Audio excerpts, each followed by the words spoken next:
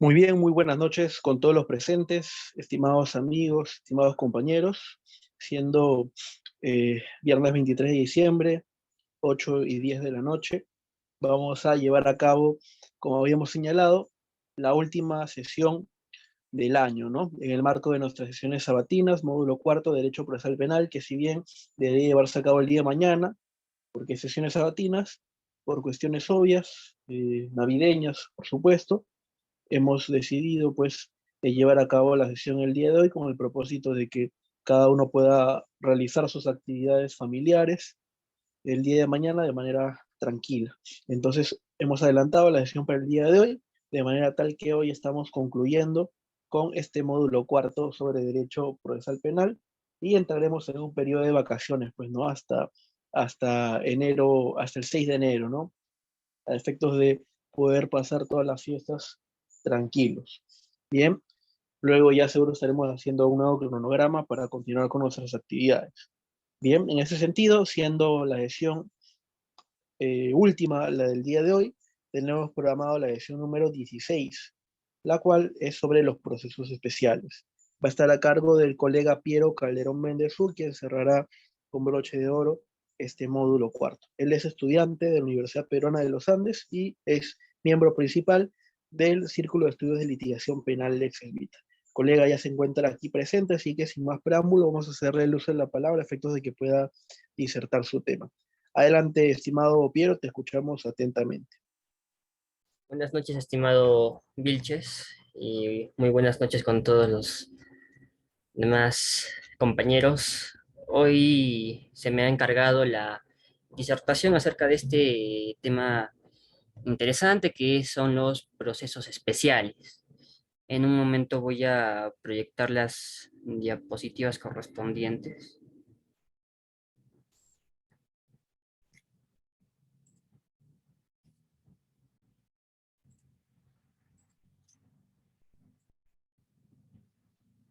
Listo, se puede visualizar. No sé si me puedes confirmar, Vilches. Sí, correcto, estimado Piero, sí se logra Ya. visualizar. Perfecto, muchas gracias. Muy bien, voy a dar inicio con esta disertación lo más resumida posible porque esto de los procesos especiales en relación a sus particularidades o singularidad, a diferencia del proceso ordinario, tiene su cierta vastedad respecto a sus justificaciones, los trámites que se realizan, los recursos que se pueden imponer, la naturaleza de cada proceso especial. Entre esos procesos especiales sobresale el de colaboración eficaz, que es bastante sonado mediáticamente, y otros procesos que también no se dejan atrás porque resultan muy comunes en la práctica. En ese sentido, antes de ingresar a los procesos especiales como tal, es necesario partir con unos breves aspectos generales acerca de los procesos en general o también los procedimientos. Sobre los aspectos generales tenemos que, por un lado, como ya estaba señalando, que a estos procesos especiales se les otorga singularidad cuando eh, pues existen ciertas modificaciones necesarias, modificaciones que se van a dar sobre la base de la particularidad del hecho concreto que se está procesando. Es así que la singularidad tiene que ver con modificaciones al proceso ordinario, que el proceso ordinario es la base, es el modelo, y que a este proceso ordinario se le van a aplicar ciertas modificaciones y de esa manera vamos a obtener como resultado un proceso especial. Evidentemente, este proceso especial tiene una finalidad concreta, que muchas veces, o que necesariamente va a variar de proceso especial a proceso especial.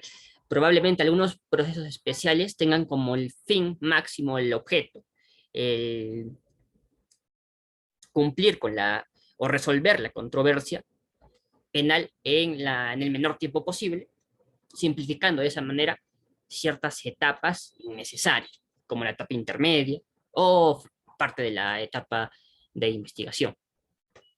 Otros tienen fines de investigación, fines de esclarecimiento de los hechos, fines utilitarios, así como el de la colaboración eficaz, que si bien es cierto, tiene inherente esa utilidad de encontrar a los demás participantes, encontrar elementos de prueba que puedan acreditar su responsabilidad frente a un hecho ilícito concreto. Ahora, también es un tema que genera cierta discusión, es respecto a la diferencia entre el proceso y el procedimiento. Esencialmente, el proceso es entendido como el conjunto de actos que se encuentran previstos en el cuerpo adjetivo, en nuestro Código Procesal Penal. Mientras que el procedimiento hace referencia al modo, al cómo se realiza. Esa es la diferencia sustancial entre proceso y procedimiento. Ahora bien, otro punto importante es la necesidad, la justificación de aplicar, de desarrollar, de la existencia misma de estos procesos especiales, es que efectivamente ante sucesos procesales concretos se requieren actuaciones concretas, obviando las innecesarias, teniendo como estrella norte, por supuesto, la economía procesal, la eficacia, la celeridad, cuestiones muy importantes dentro de nuestro proceso penal, y es que muchas veces, por cuestiones de queja por parte de la ciudadanía, muchas veces tienen pues esa crítica a que los procesos, en general, no solamente los penales, pero también se encuentran dentro de estos, que son muy prolongados. Y como muchas veces se ha escuchado ya, es que cuando el proceso se prolonga tanto, la cuestión de encontrar justicia se vuelve cada vez más lejana. Inclusive hablaríamos ya no de justicia cuando existe un proceso lo suficientemente prolongado. Es por ese motivo que también se da esa justificación de estos procesos especiales, que del mismo modo tenemos en cuenta que por la naturaleza de los hechos, de la pretensión punitiva, del autor del ilícito penal por su propia naturaleza, es que dan origen a estos procesos especiales. Así tenemos también en esta lámina una pequeña diferenciación entre lo que serían las especialidades procedimentales, los procedimientos auxiliares y los procesos especiales como tal. Respecto a las especialidades procedimentales, tenemos de que tienen de estructura, base, el proceso común, pero que se encuentran condicionados a diversos factores. Van a modificar ese proceso común y se van a adecuar a las necesidades del hecho concreto. Ahí también tenemos los procedimientos auxiliares, que tiene que ver con trámites procesales destinados a resolver situaciones particulares. Y estas situaciones particulares se van a originar del proceso ordinario, que sería o se podría entender como el proceso principal, mientras que este procedimiento auxiliar como un procedimiento accesorio, en el cual se va a resolver y va a tener como objeto aquello que se ha originado o se ha desprendido del proceso ordinario.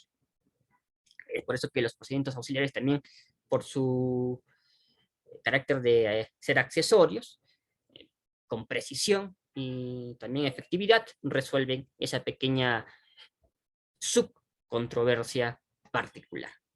Luego tenemos también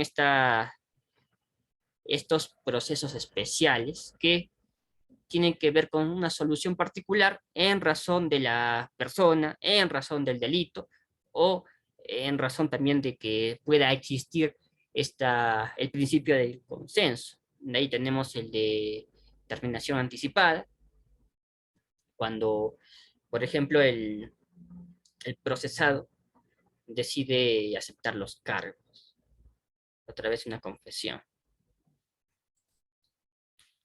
Ahora, concretamente dentro de los procedimientos, sobre todo en las especialidades procedimentales, tenemos dos, las sobresalientes, el procedimiento por razón de la función pública y el procedimiento o el proceso de seguridad.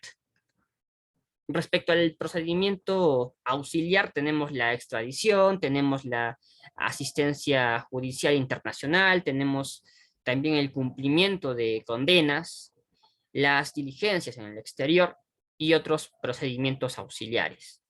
En los procesos especiales tenemos 4: el proceso inmediato, el proceso que tiene como base el ejercicio privado de la acción penal, la terminación anticipada y la colaboración eficaz. Ahora bien, aquellos criterios estructurales del proceso especial tenemos 3. Por un lado, un primer criterio, la naturaleza disponible de la pretensión punitiva. Por otro lado, tenemos la menor entidad de la infracción o menor complejidad de la investigación, y esto es cierto y necesario, toda vez de que cuando una investigación es lo suficientemente compleja o enmarañada o muy amarrada con otros hechos, por ejemplo, de que se estén investigando diferentes delitos o que existan distintos participantes y lo convierte en un hecho bastante complejo, le otorgaría al juez, a través de sus controles judiciales, valorar la concreta solicitud presentada, si es posible o no, cabe razonablemente el inicio de un proceso especial. Y es que también hay que tener cuidado, por ejemplo, cuando uno de los procesados decide, pues, acogerse a una terminación anticipada, podría traer como consecuencia, cuando este delito que está aceptando pudiera estar muy relacionado con otro delito que no ha aceptado, pero que se está procesando y que inclusive hay otros sujetos que se encuentran inmersos en dicha investigación como sujetos activos.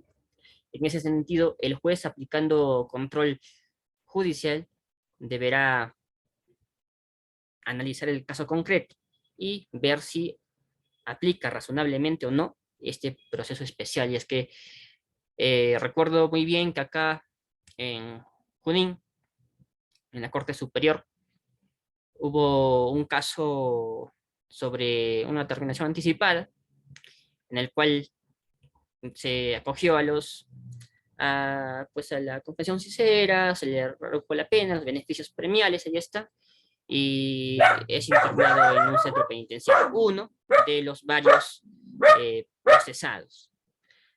Sin embargo, cuando se daba el proceso frente a los otros participantes del hecho ilícito, estos finalmente fueron absueltos. Y no cabría congruencia, logicidad respecto a estos sujetos coautores del delito de robo agravado hayan sido absueltos, mientras que uno de ellos, que se acogió pues a la terminación anticipada, finalmente es condenado.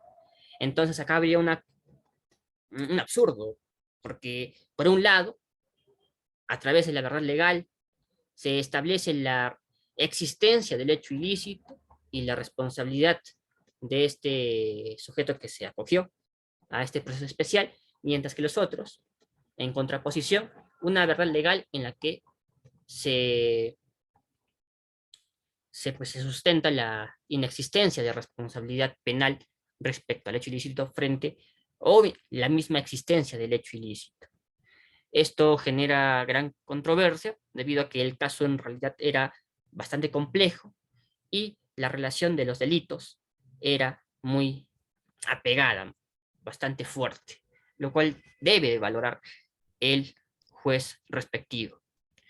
Y otro punto o criterio que le da origen a este proceso especial son la solución de conflictos penales. Y efectivamente, para reducir esos prolongados plazos, un desgaste también de los recursos estatales que se van dirigiendo a la resolución del conflicto, al tiempo que se le da al juez, o el juez le da al caso, el fiscal le da al caso, entre otros puntos. Esto genera desgastes pues, en los recursos que el Estado otorga. Esto y otros fines como de la celeridad tienen en cuenta de que debe de resolverse el conflicto penal cuanto antes y de forma efectiva. Y a través de la promoción de beneficios premiales, como sería una colaboración eficaz, como sería en una terminación anticipada, se le otorga esa facultad de poder decidir el procesado, de apegarse a dichos beneficios premiales, para que al ser beneficiado también, por su parte, con estos beneficios, reducción de pena o incluso la excesión de la pena, podría, por el otro lado, también generar beneficios en cuanto a la celeridad de la investigación, por ejemplo, en la colaboración eficaz, cuando el colaborador le da, pues, le declara o le narra hechos concisos o donde se encuentran elementos probatorios importantísimos, entonces el fiscal con precisión podría obtenerlos a través de los actos de investigación que pueda desplegar.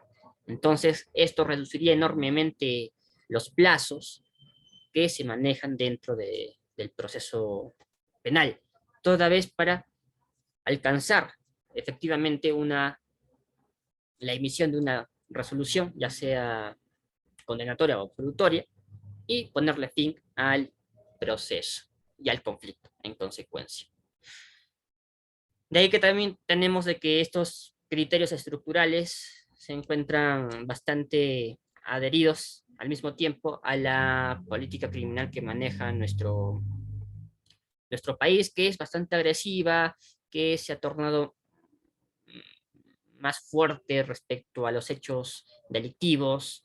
De ahí que también intenta buscar a través de estos ejes, que es la celeridad, que es la eficacia y la economía procesal, la resolución del conflicto lo antes posible, de forma efectiva, y obviamente siempre respetando las garantías que ofrece un modelo garantista como nuestro proceso penal. Y acá también hay cierta discusión cuando se habla de la renuncia de ciertos derechos, de ciertas garantías, cuando el procesado renuncia como tal para obtener un beneficio premial y en consecuencia reducir los plazos del proceso en cuestión, lo cual genera cierta controversia en la doctrina. Sin embargo, se encuentra justificado por su decisión, que es espontánea, es voluntaria, y a menos, claro, pues se encuentre en una situación de coerción, de presión, de amenaza, eso ya cambiaría el escenario, no pudiéndose dar el proceso en sí, incluso si es que se da a través de un recurso de nulidad, podría pues anularse el resultado de ese proceso. Muy bien, ahora relativo al proceso inmediato, uno de los 4 procesos especiales que se tienen, pues tenemos en esta lámina respecto a el trámite que se realiza en relación al proceso inmediato. Tenemos un primer momento de incoación, un segundo momento de sustentación, un tercer momento de resolución, apelación y pues juicio inmediato. Sobre la incoación, es una solicitud que tiene que presentarse para que finalmente se pueda citar a la audiencia correspondiente con tal de generar también el contradictorio.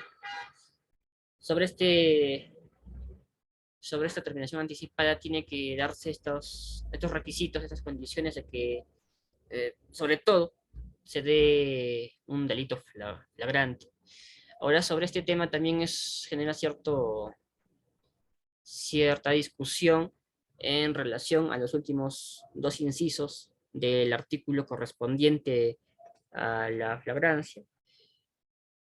Y efectivamente se ha señalado de que tanto el artículo, bueno, el inciso 3 y 4 estarían vulnerando constitucionalmente pues cuestiones importantísimas que se tienen que tener en cuenta, y es que efectivamente el flagrancia tiene como fundamentos tanto la inmediatez personal como la inmediatez temporal, lo cual ambos incisos transgreden debido a que no cumplen estas condiciones importantes, vitales, esenciales de este tipo de flagrancias. Sin embargo, igual se tiene que previsto en nuestro código procesal, y sobre la base de esta flagrancia se puede solicitar una terminación, o mejor dicho, un proceso inmediato, ya que resultaría innecesario que el fiscal realice todavía una investigación prolongada o una etapa intermedia, cuando ya existen suficientes elementos de convicción, hay suficiencia probatoria respecto al hecho ilícito que habría desplegado el procesado. Entonces el fiscal pues, tendrá que solicitar se pueda incoar este proceso de eh, el proceso de proceso inmediato. Ahora, en relación a la sustentación, pues va a haber un debate respecto a la procedencia o no de este proceso especial.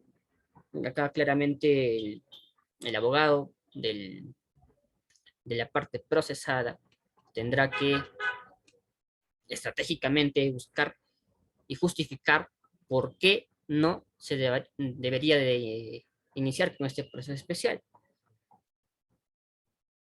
Luego tenemos la fase de la resolución, que tiene que ver con una formulación de la acusación por parte del fiscal, porque una vez se declare admisible la solicitud de incoación de este proceso especial, el fiscal tendrá que formular la acusación en un plazo determinado, previsto en nuestro Código Procesal, y a partir de esa formulación de la acusación, una vez presentada, se va a emitir el auto de enjuiciamiento y de citación a juicio.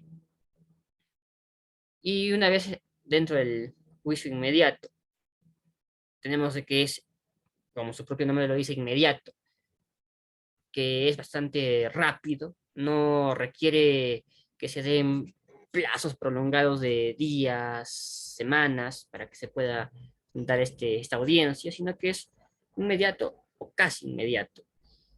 Asimismo, se considera que esta audiencia es inaplazable y tiene que regirse bajo las reglas del proceso ordinario en relación a la etapa de juzgamiento, y de ahí que se encuentran vigentes estos principios de la contradicción, el principio de publicidad, de inmediación, de oralidad, principios importantes dentro de esta audiencia, con tal de poder emitir información de calidad que pueda valorar el juzgador y finalmente pueda emitir su decisión en relación a esta controversia de carácter penal.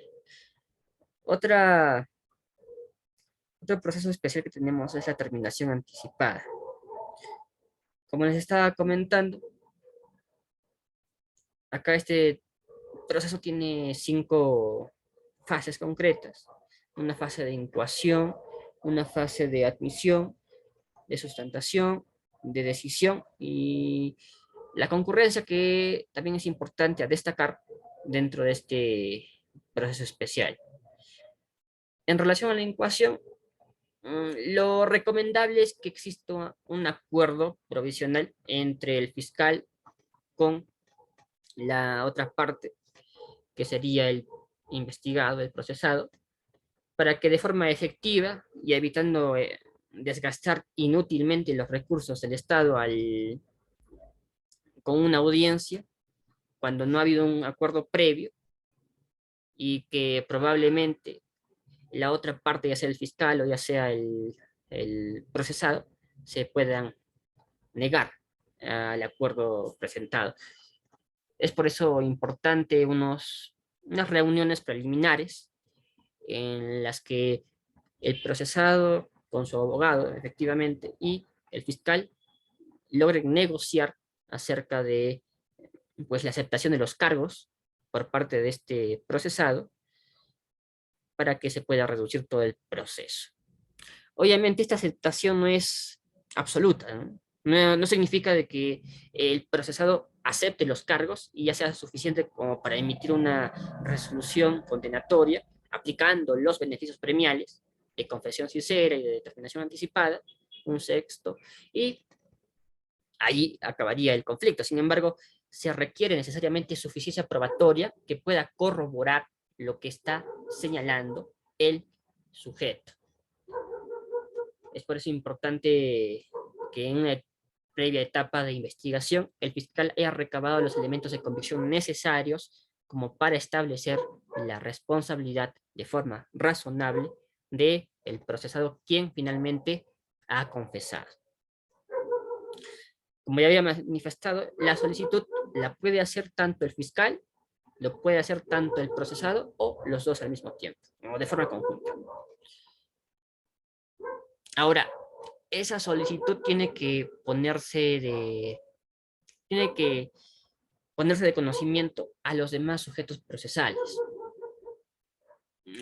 sobre todo a estos, al tercero civilmente responsable, al tercero civil, y también a los demás procesados en caso hubiese pluralidad de sujetos, ya que también se encuentran facultados para participar y formular sus pretensiones, argumentar y observar todo aquello que se desenvuelva a lo largo de este proceso especial.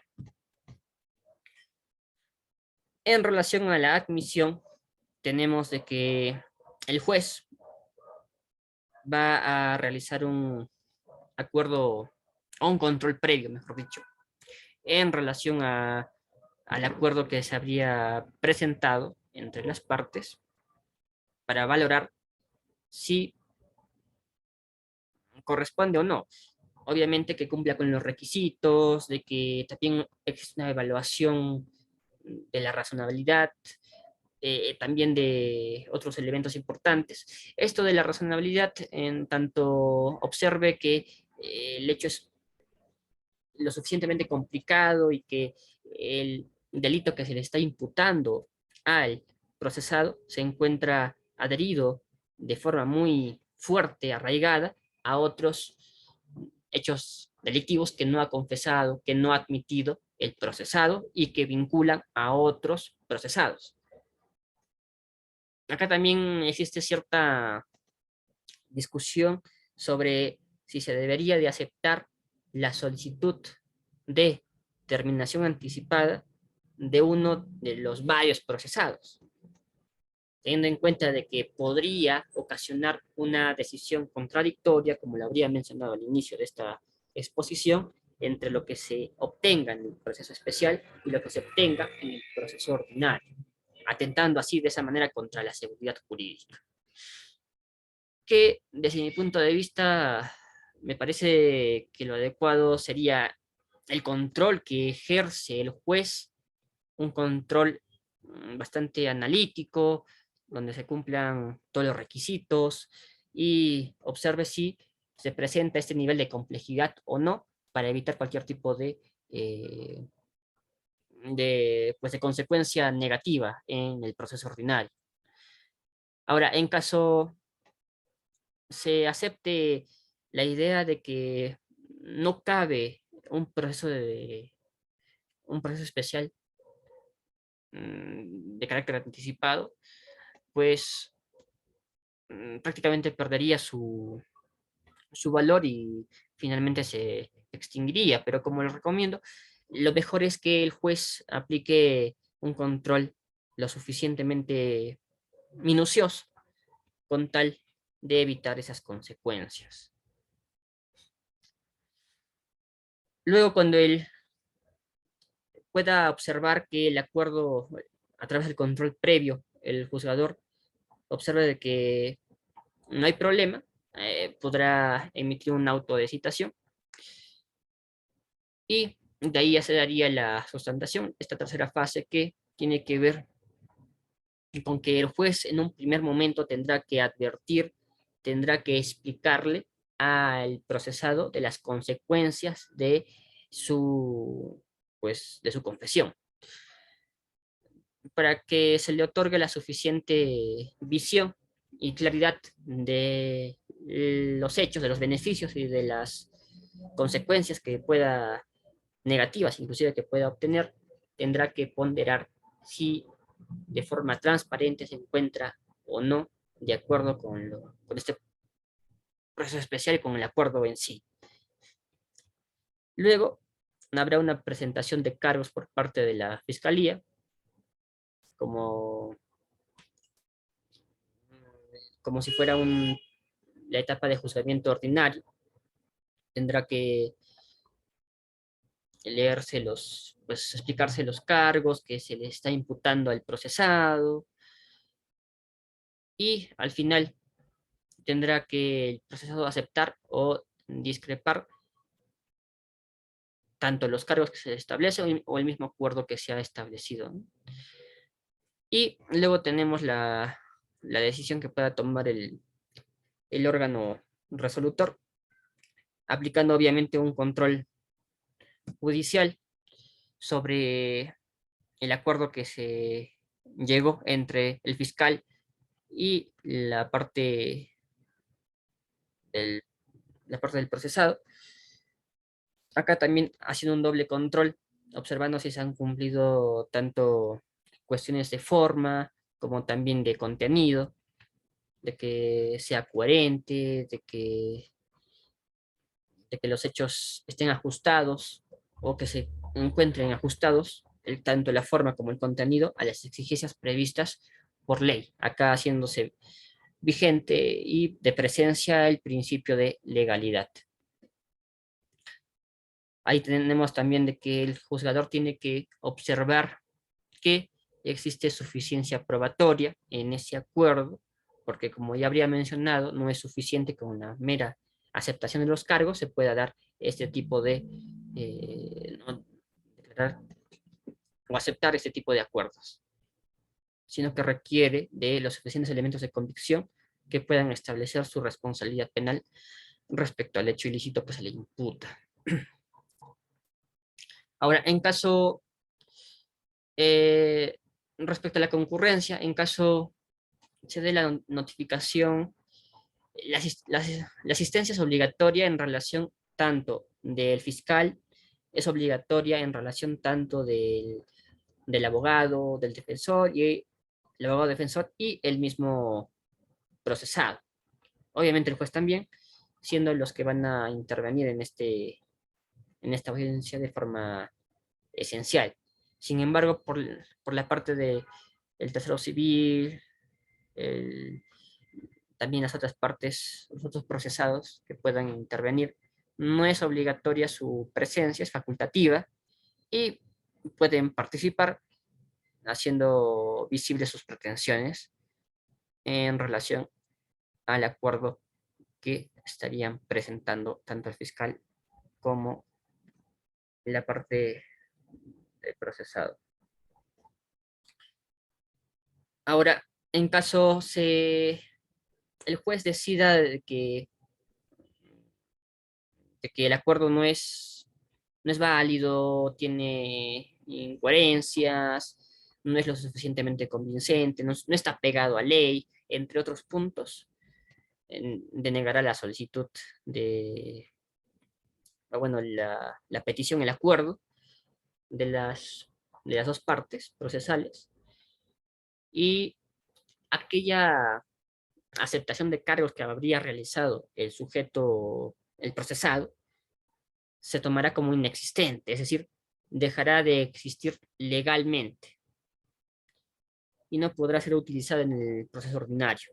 Es como si todo este proceso especial, desde que se inició hasta que culminó con el auto que deniega, no existió la cuestión de que haya aceptado los cargos o aquello que habría declarado, entre otros puntos, respecto a la responsabilidad penal, lo cual se tendrá que omitir dentro de un proceso ordinario, como si no hubiese existido, tal como literalmente lo dice.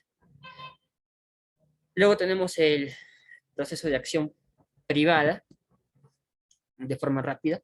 Ahí tenemos la presentación, la investigación preliminar, la calificación, la citación y la audiencia. Sobre la presentación, tenemos de que en este tipo de proceso especial eh, tenemos la querella, que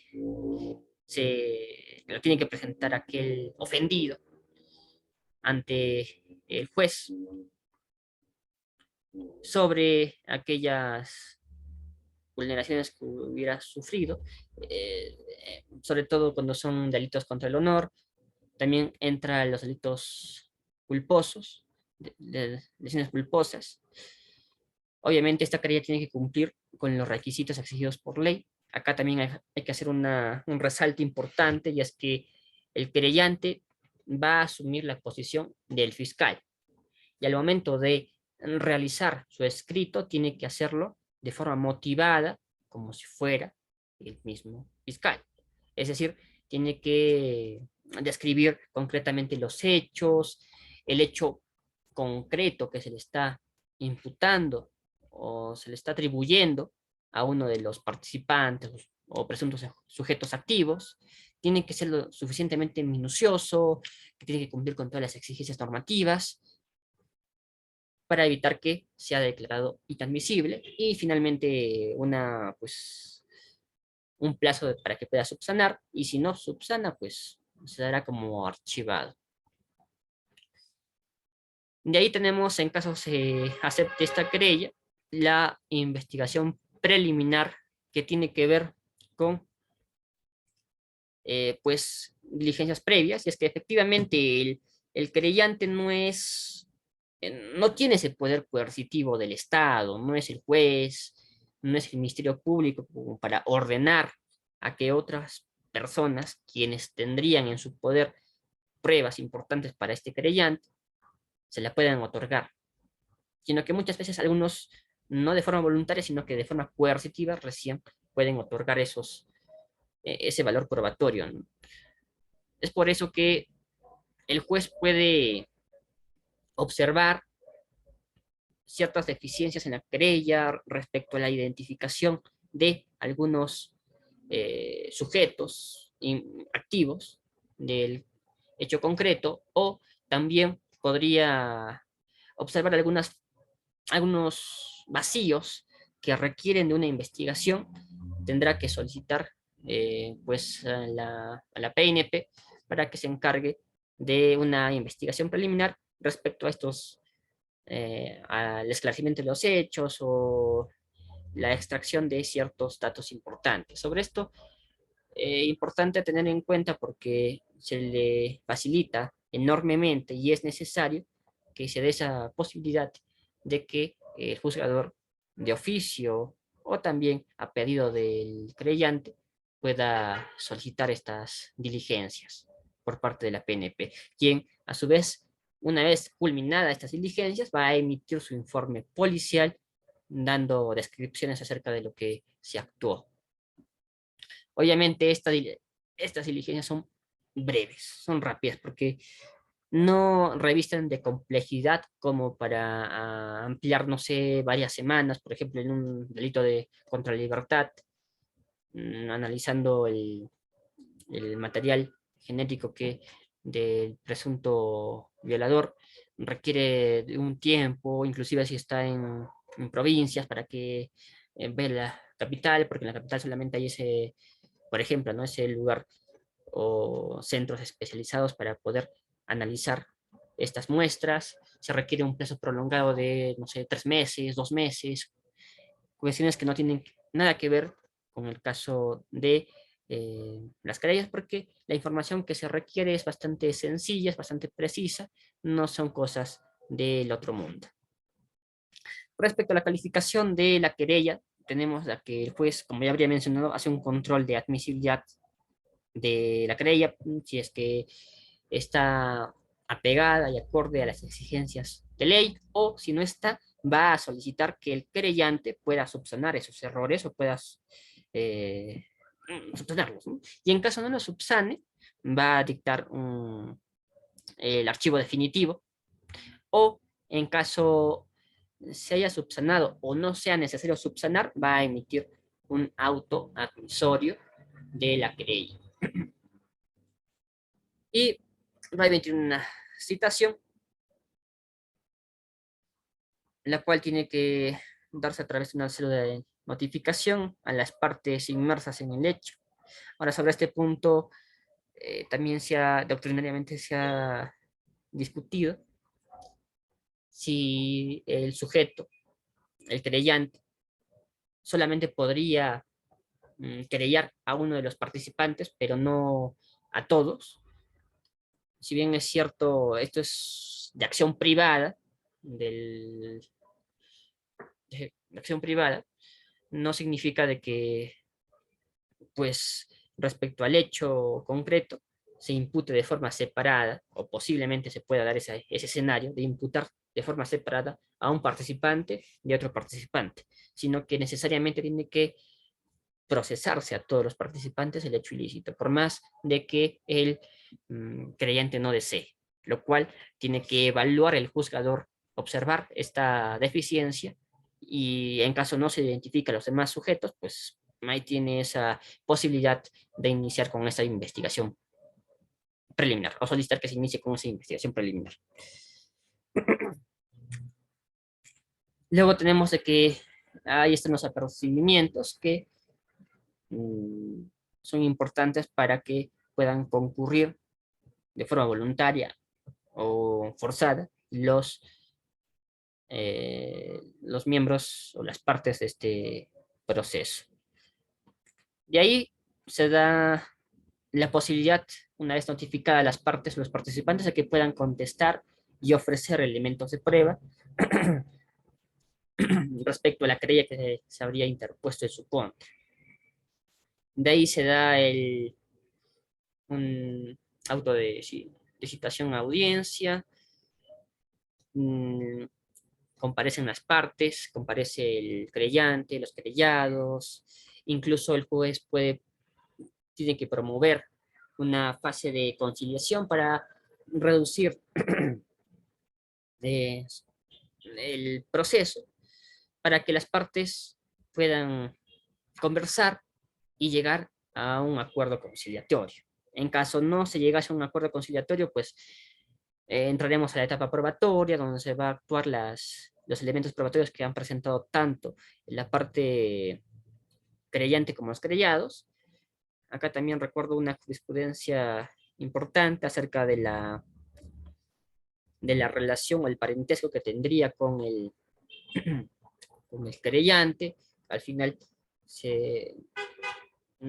teniendo en consideración esto, no otorga suficiente valor como para tener en cuenta lo que declare pues este testigo, quien tiene parentesco con el querellante.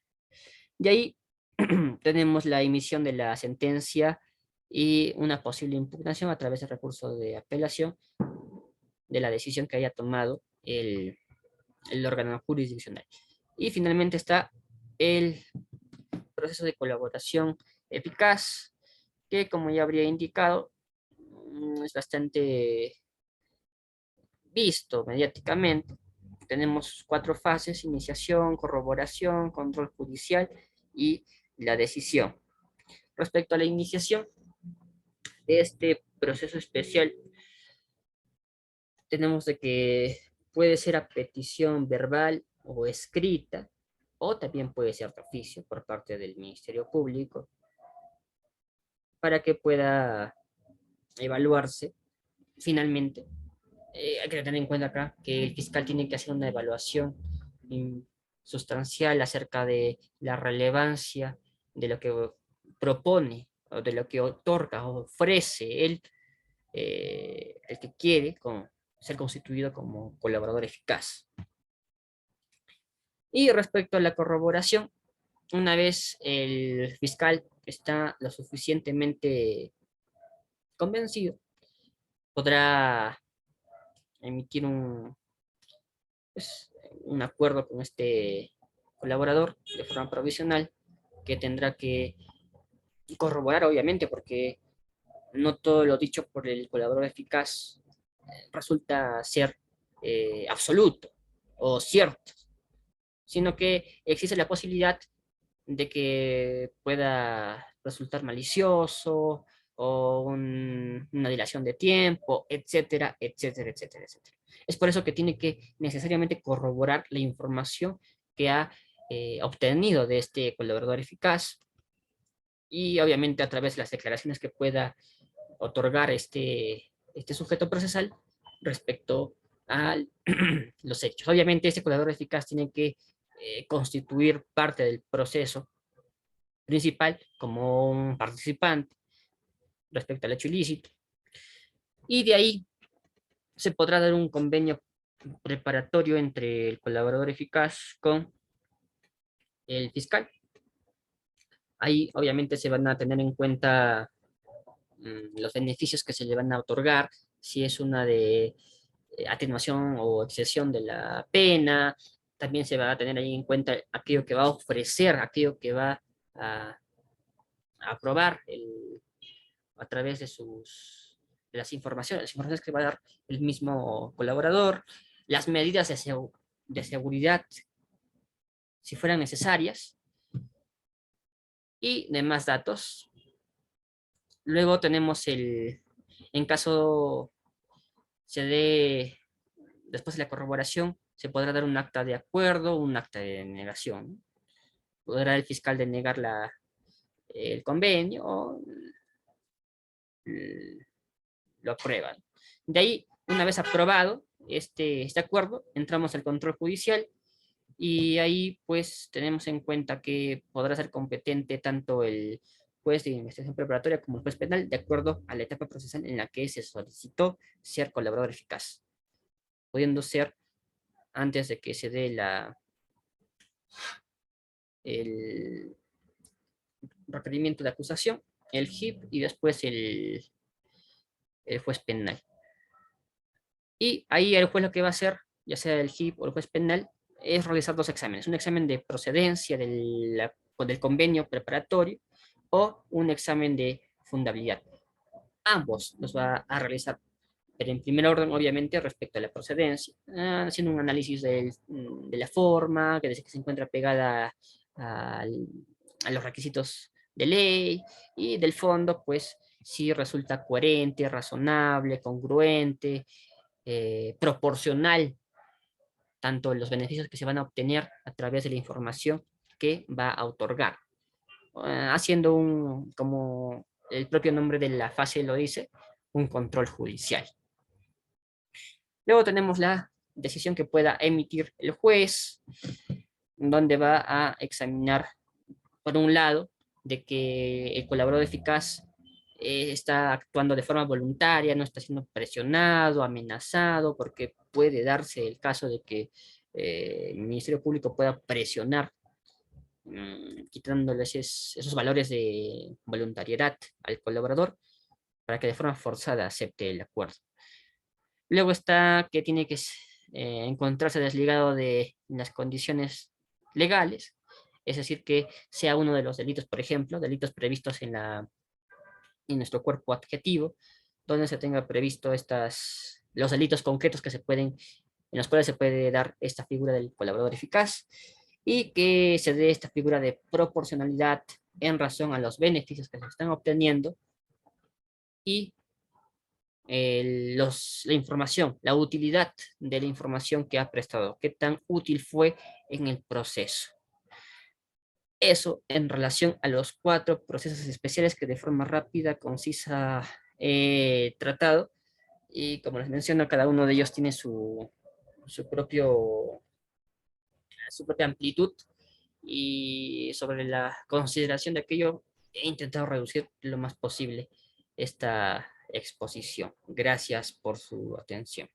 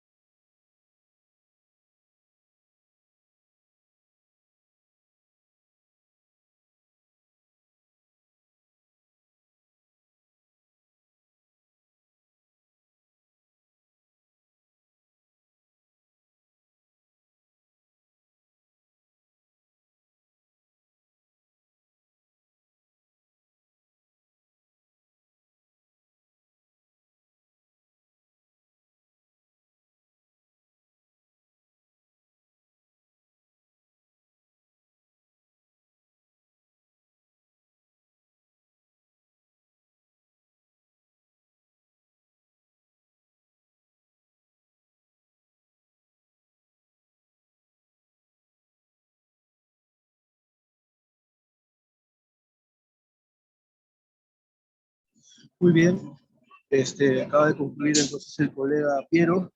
Culpa del caso, justo estaba escuchando la conclusión, pero me encuentro viajando por temas navideños, así que recién justo acaba de volver a la red.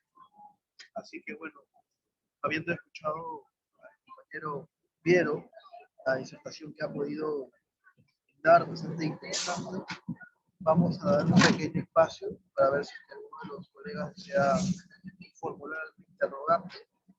Caso contrario, estaríamos dando por concluida la presente disertación. Bien, vamos a dar ese pequeño espacio para ver si alguno desea formular.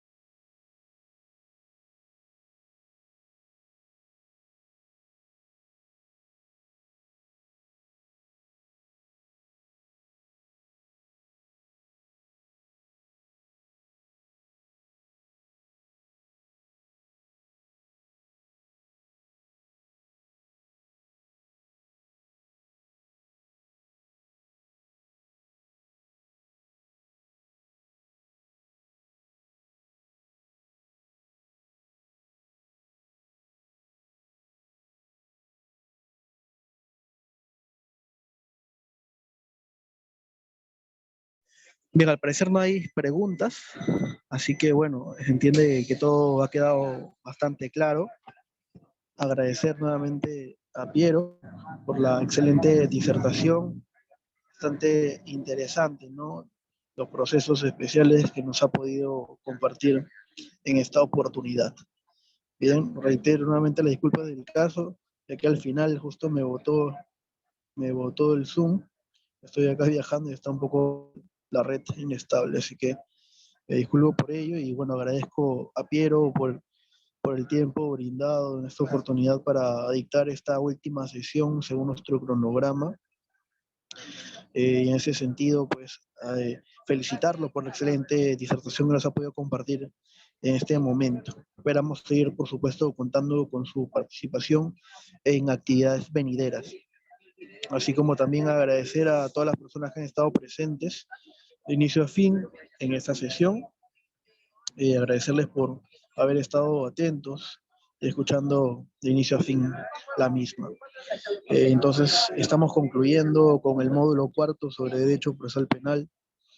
Es la última sesión, según nuestro cronograma.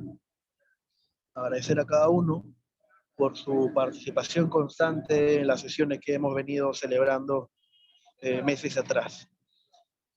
En ese sentido, damos por concluida la presente sesión y con ello también el módulo cuarto. Ya habíamos señalado que vamos a entrar de vacaciones hasta el término de las fiestas, el último día de fiesta 6 de enero, si no me equivoco, Bajada de Reyes. Así que con ello estarían también concluyendo nuestras vacaciones.